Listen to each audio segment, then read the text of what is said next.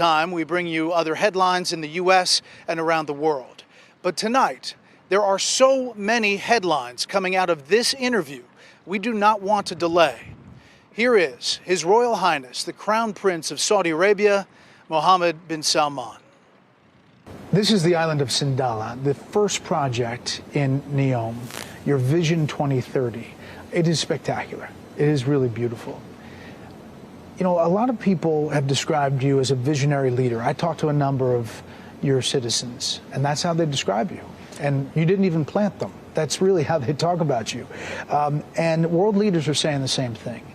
You've had this transformational change, every aspect of the kingdom, economic, social, cultural, religious. Can you give us some specific examples of what your goals are and how you think all of this is going? Well, simply, we have in the past few issues in Saudi Arabia and a lot of opportunities that we didn't use. We're trying to capture that and to go forward for a better Saudi Arabia. And that's what we're trying to do. And it's a big vision. It is a big vision, and we get like surprised every day that we reach our target faster, and we extend that to a newer target and a bigger ambition. So it's really exciting. Your ministers say you work them hard. Well, you can see in 2022 we are the fastest G20 country growing, and also in this year, if you take just the non-oil GDP part, we are the second fastest in the G20 growing. So it's like a fight between Saudi Arabia and India, a good fight. You're making a transition on trying to get different parts of the economy, not a heavy reliance on oil. The role of women in the society has evolved significantly. You know, you had this 2030. What do you see 10, 20, 30 years for Saudi Arabia? I will give you an example. If you look to late 70s, Saudi Arabia GDP is bigger than South Korea. And now South Korea, I think it's the 10th or 11th largest GDP in the world in 2016. And in 2016, we are number 20. So that's a shame. In 1980, we was GDP number, I think, 12 globally. And then in 2016, we are number 20. So we believe if Saudi Arabia and really the perfect track, since that time, we will be among the top 7 GDP globally. I'm trying to get Saudi Arabia back on the right track. You're a data guy. We can see today we are the largest, number 17 ranked as the largest GDP in the world, but in G20 we are almost ranked number 15 from 20 in just a few years. The G20, you just mentioned it. You really have become a big player on the world stage, and that G20 rail and ports deal connecting Europe, the Gulf nations, and India, why is that such a big deal? Logistics is important. If you want to manufacture in your country, if you want to move goods, it's important to have a good logistic plan. You work it with many countries, many regions, to be sure that goods pass in the right time. For example, that project will cut the time of goods from India to Europe by 3 to 6 days. Cut time, save money, and it's more safer, more efficient. So why not? And it's not about only moving goods and railways and ports. It's also about linking grids, energy grids, data, cables, and other stuff will benefit Europe, Middle East, and also India. And most of these energy, all of these energy going to be a green energy that's going to be produced in the Middle East and being exported to Europe and India. So it's a big deal for us and for Europe and for India. Also mentioned in this deal is Israel. What would it take for you to agree to normalize relations with Israel? Well, there is approach from President Biden administration to get to that point.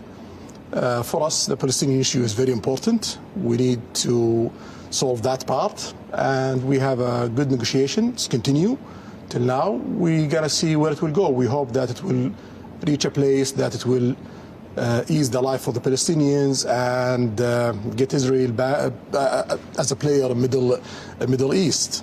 There were reports that you had suspended talks. No, that's not true. Not true. So you think, if you were to characterize it, are you close? Every day we get closer.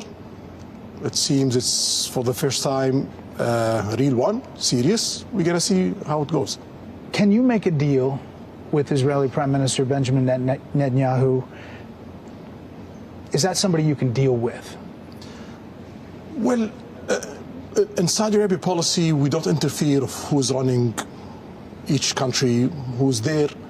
We work with him. Now we don't have a relation with Israel, but if Biden administration succeeded to make, I believe, the biggest historical deal since the end of the Cold War, then we're going to start a relationship, and that relationship gonna be continuous regardless of who's running Israel. So, I mean, he's 73, you're 38, but you think maybe there's a chance that you could deal with him?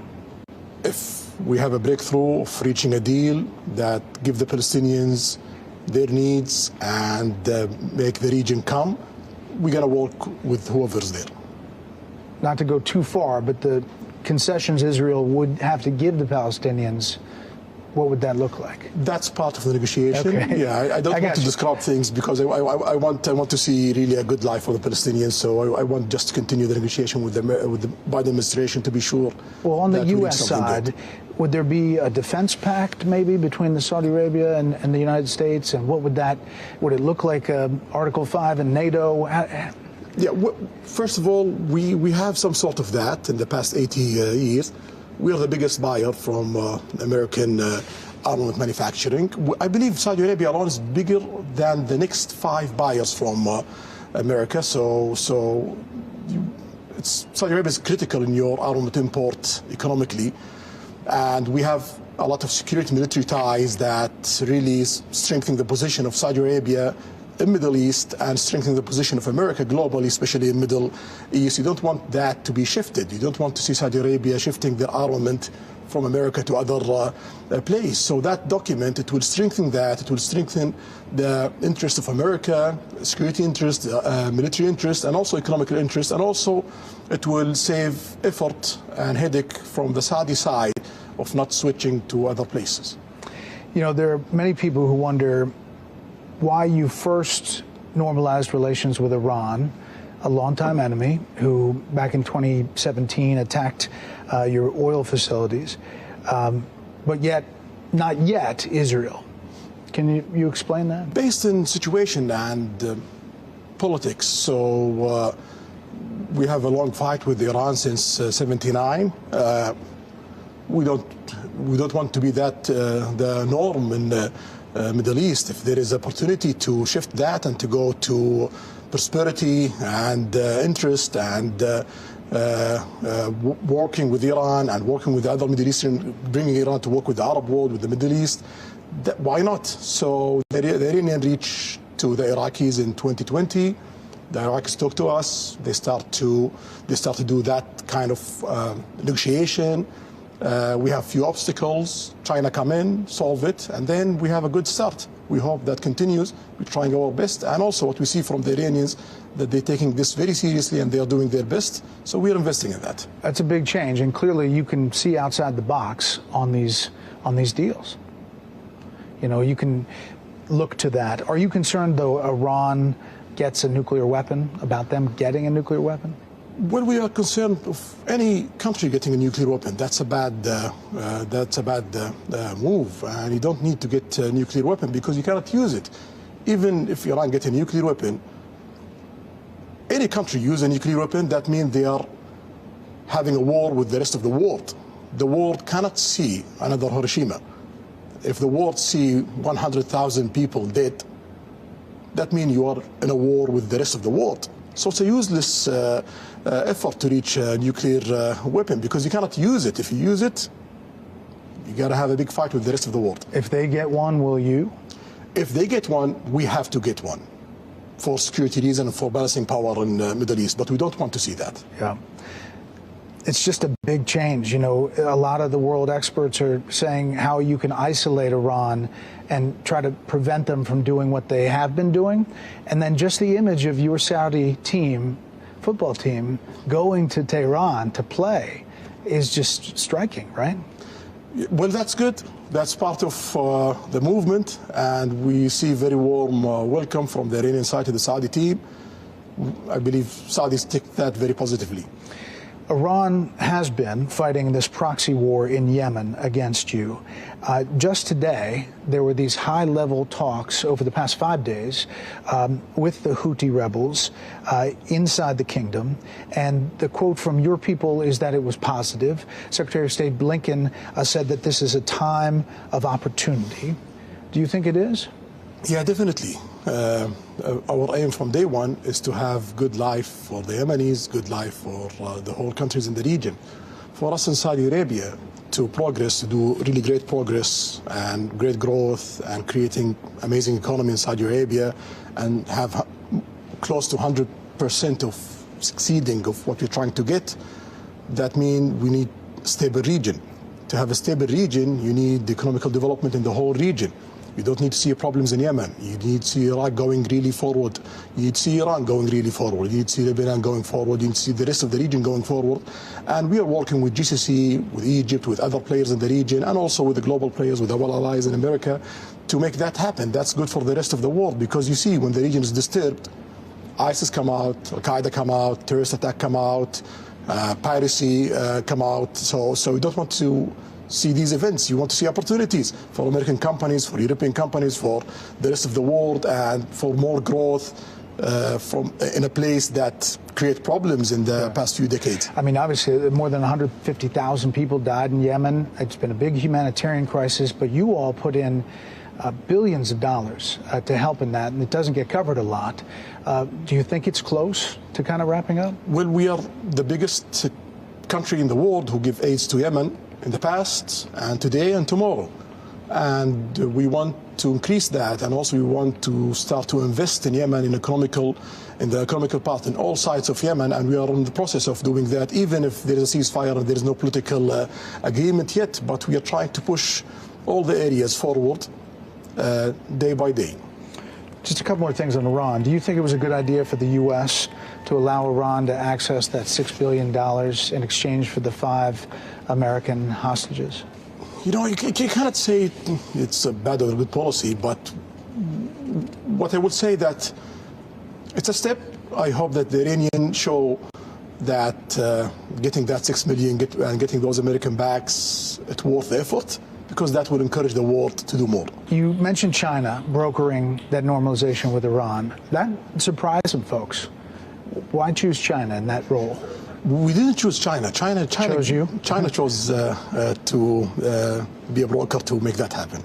There are signs of change. Obviously, the renewal of relations with Iran, brokered by China, possibly joining BRIC. China's a big component of that. Is the kingdom reevaluating its security partnerships, kind of trying to think of different ways to do it? No, BRICS is not about political alignments. So if you look at the G20, you have like 2 groups inside the G20. You have the G7 and you have BRICS inside G20. We tried to join the G7 at President Trump time, but some of the countries in G7 have like requirement to be part of that.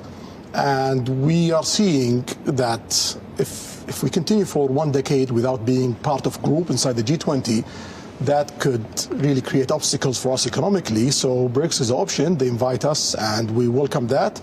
And BRICS is not a group against America or the West. You have a lot of allies in BRICS. You have India, you have Brazil, and you have South Africa.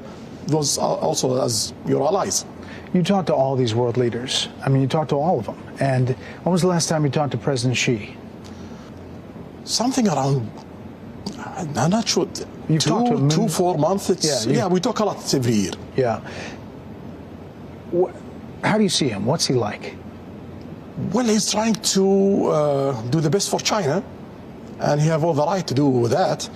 He's a leader of a country, and he wants his country to succeed and to grow, and he have more than 1 billion people. You don't need to see China failing. If you see China failing, it's around 13-14% of the world GDP, and it's around 15 to 20% of the world population. If that country falls, everyone on the planet falls, even America. Yeah. You know, obviously there's a lot of concern in the U.S. about Taiwan. As you know, President Xi, when it comes to that issue, What do you think his vision 2030 is? We announced our policy in that. We believe in one China, and I believe so is America believing in that. There is few arrangement there.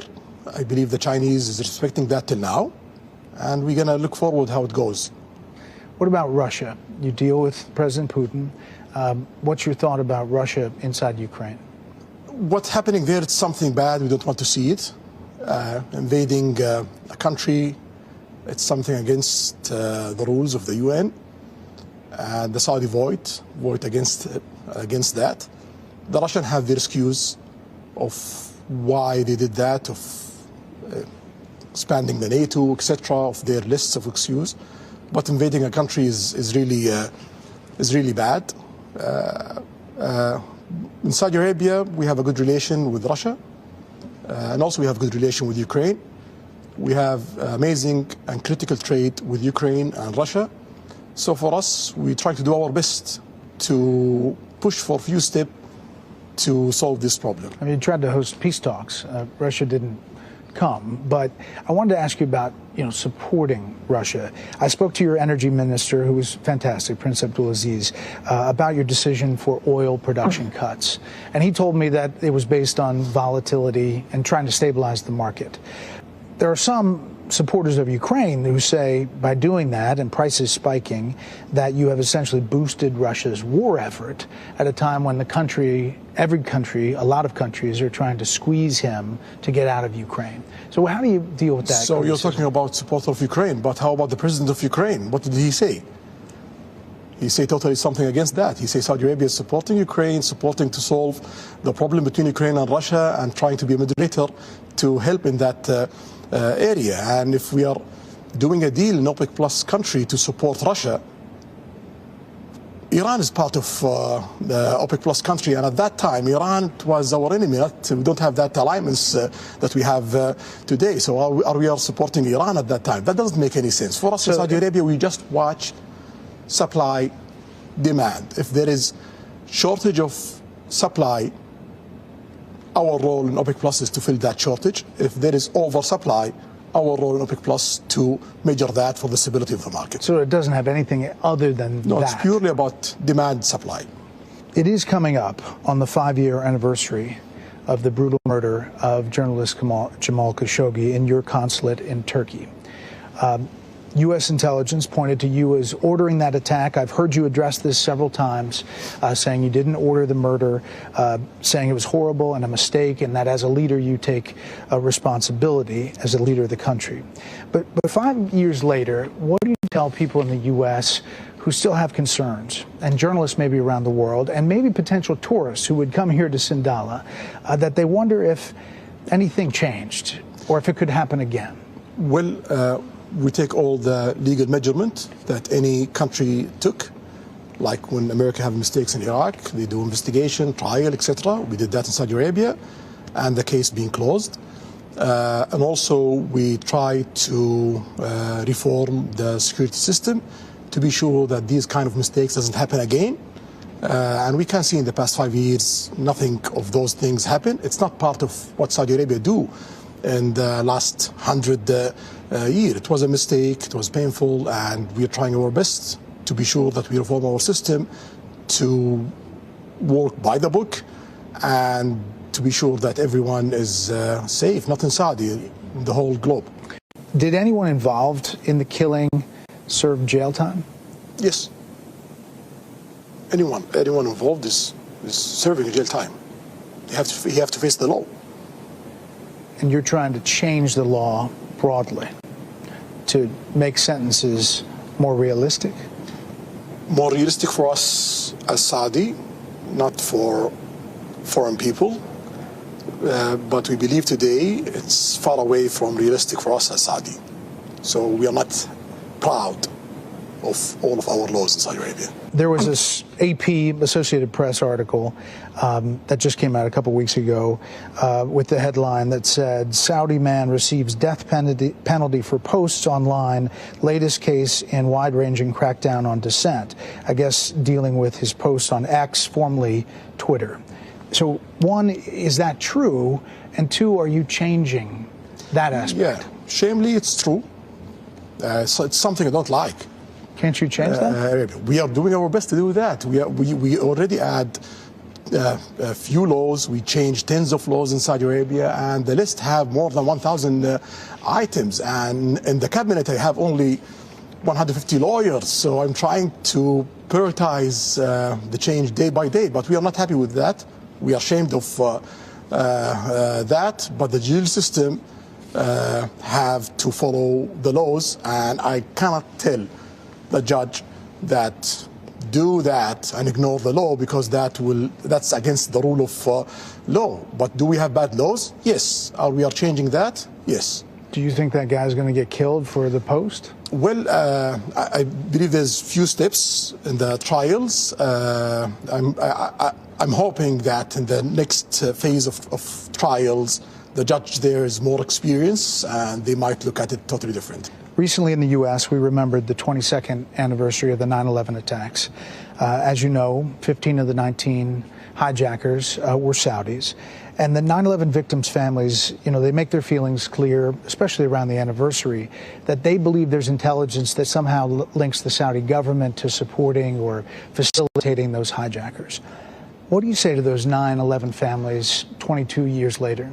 Well, I'm very sorry that anyone lose any one of his family. No one wants to lose his family, especially in a way like that. Yes, there's 15 Saudi in that being planned by Osama bin Laden. That's well known. Osama bin Laden being planned also a lot of attacks in Saudi Arabia. So it doesn't make any sense that we work with the guy who's doing terrorist attack in Saudi Arabia in the 90s, and after that, and killing Saudis and foreign people at that time in Saudi Arabia. He's our enemy, and he's the American enemy. The main attempt for Osama bin Laden, and that's by the reports, the main attempt of Osama bin Laden is to recruit as much as he can, Saudis, to be sure that he create a problem between America and Saudi Arabia. So if people in America fall to that, that means Osama bin Laden succeed in his plan. You're credited with going after extremists, jihadi extremism in the country. Is that still happening? The country was conservative before, and it's not only Saudi Arabia was conservative, even America was conservative before.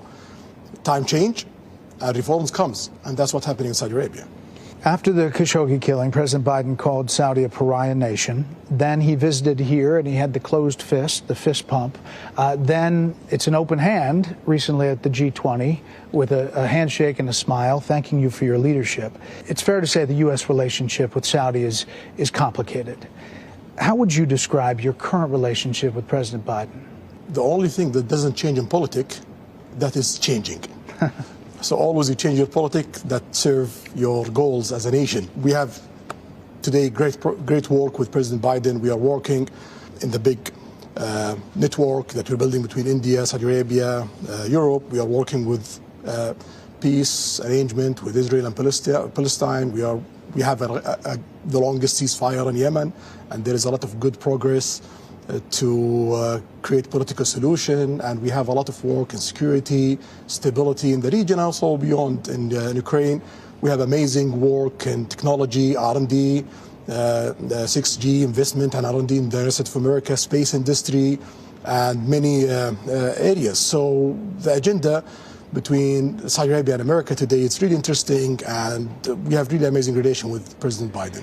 You talk with him behind the scenes. In the U.S. right now, there's a lot of focus, even from his own party, about his age. He's 80, you're 38, as I mentioned. You've worked with him, you've met with him. What's your assessment?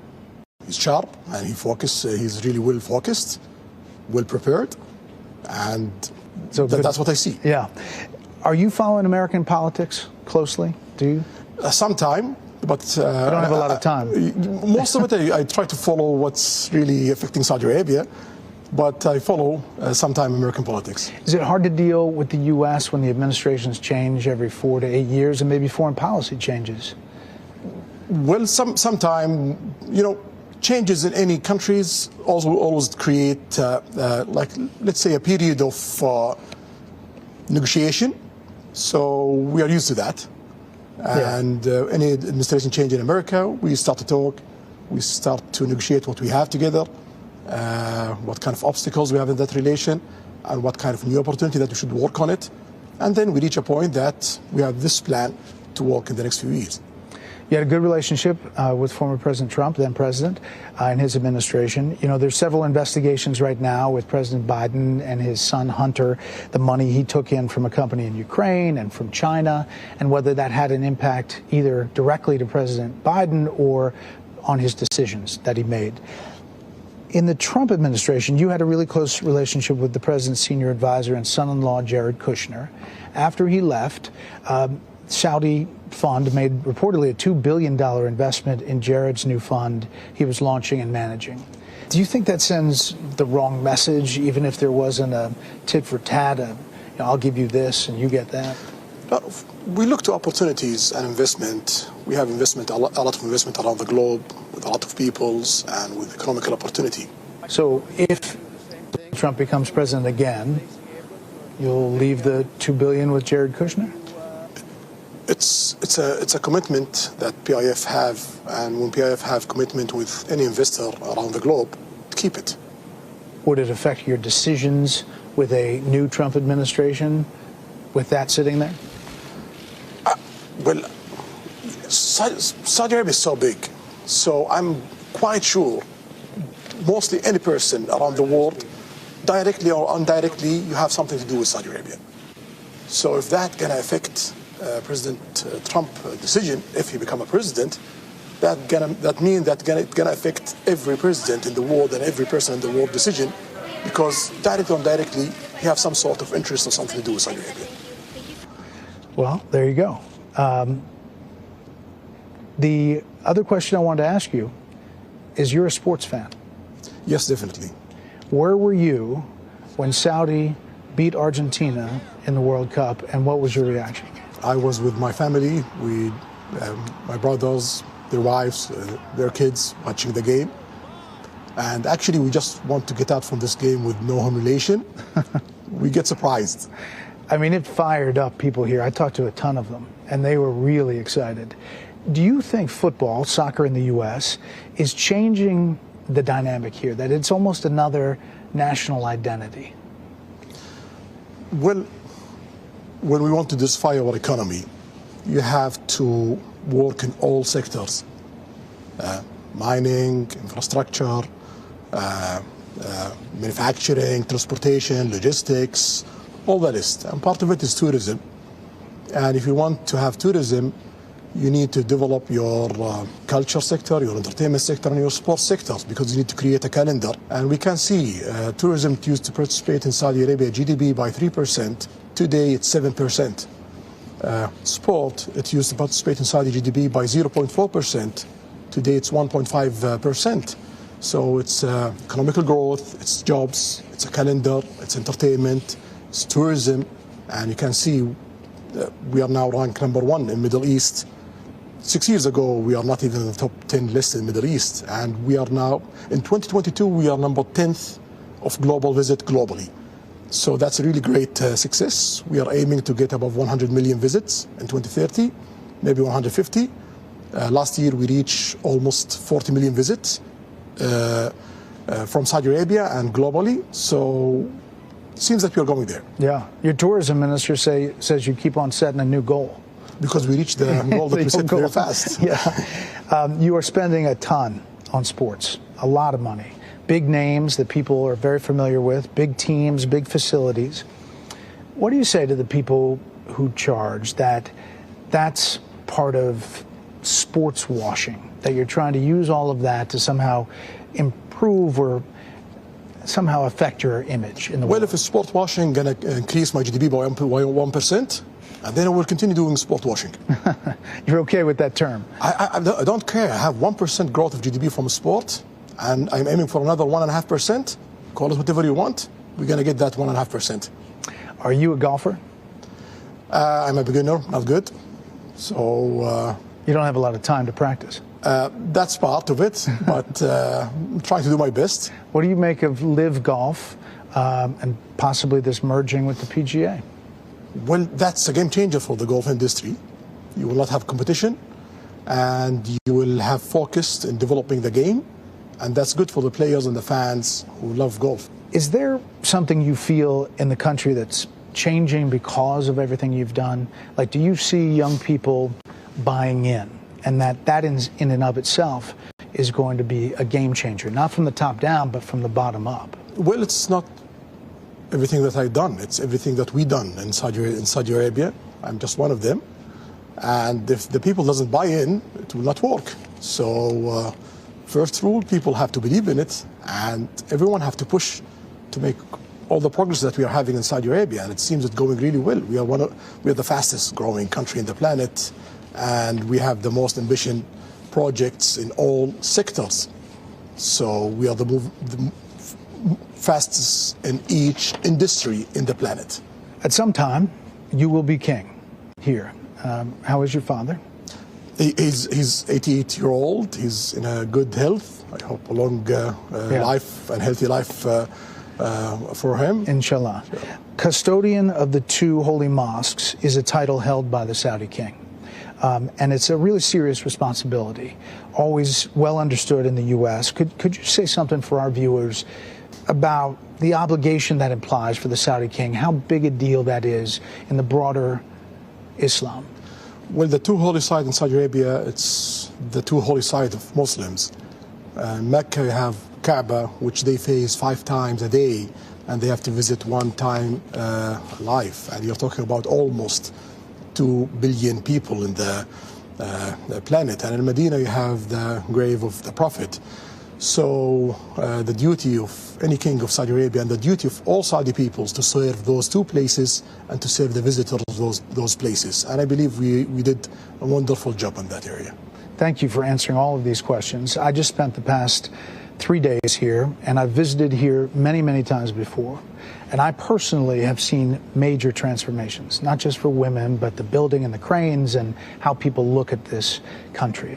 For people on the outside looking at this, what would you tell them?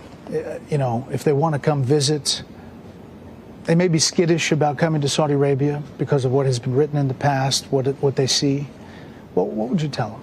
I will tell them the greatest success story in the 21st century is Saudi Arabia. This is the story of this century. Do you want to miss it or not? That's your call.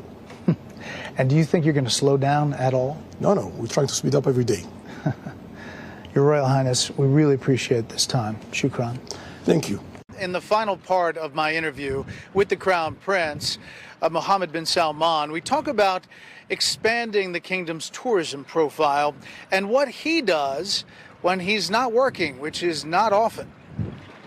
Your Royal Highness, this is Sindala, right on the water. This has to be exciting to see stuff happening. Yeah. This is one of a lot of islands that we're developing in the Red Sea. So now around 22 islands under construction. That's one of them. And more going to be announced.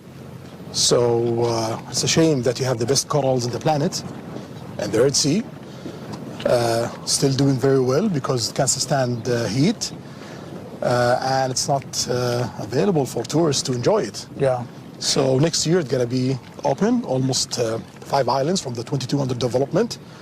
But in total in Red Sea we have 1,150 islands. The aim is to develop 50% of that. I guarantee you the world does not know you have all these places. Not only that, a snow mountain.